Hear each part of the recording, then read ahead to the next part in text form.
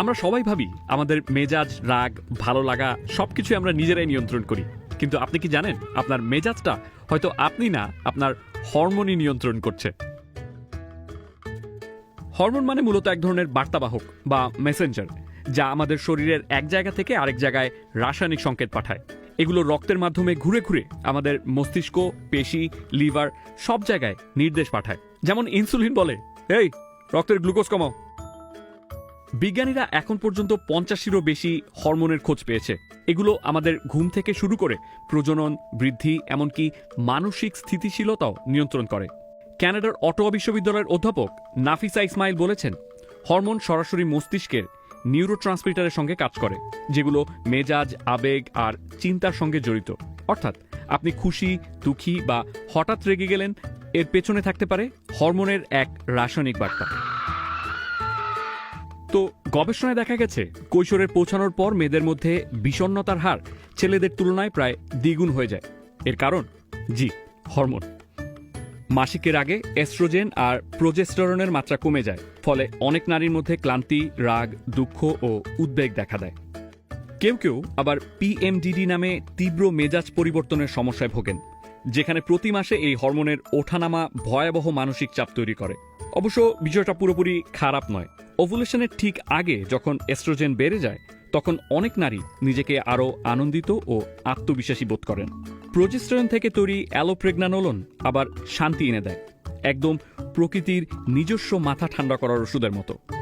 গর্ভাবস্থা, সন্তান জন্ম বা মেনোপজ সবসময় হরমোন নাটকীয়ভাবে বদলায়। সন্তান জন্মের পর অ্যাস্ট্রোজেন আর প্রোজেস্টেরন হঠাৎ কমে গেলে অনেক মা বিষণ্ণতায় ভোগেন।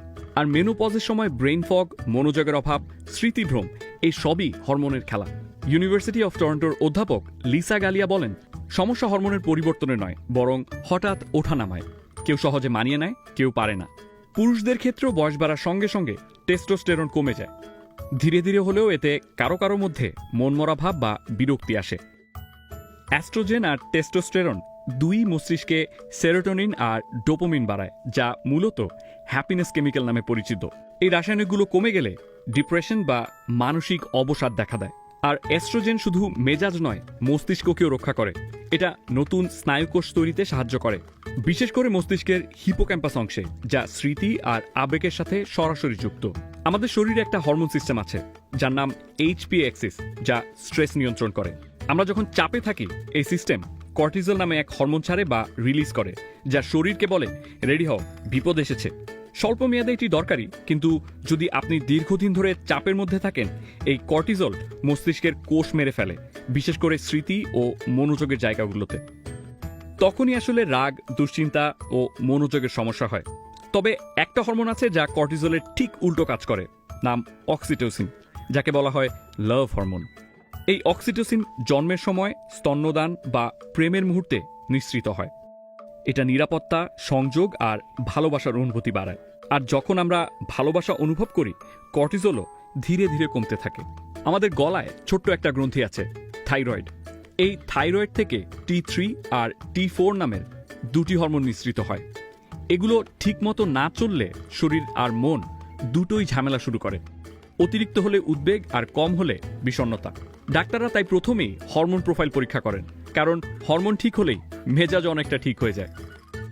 এখন বিজ্ঞানীরা হরমোন ভিত্তিক নতুন চিকিৎসা নিয়ে কাজ করছেন, যেমন ব্রেক্সানোলোন নামে এক ওষুধ, যা সন্তান জন্ম পরবর্তী বিষণ্ণতায় দারুণ কাজ করছে। টেস্টোস্টেরন থেরাপি বা এস্ট্রোজেন রিপ্লেসমেন্ট থেরাপি অনেকের মেজাজ উন্নত করতে সাহায্য করছে।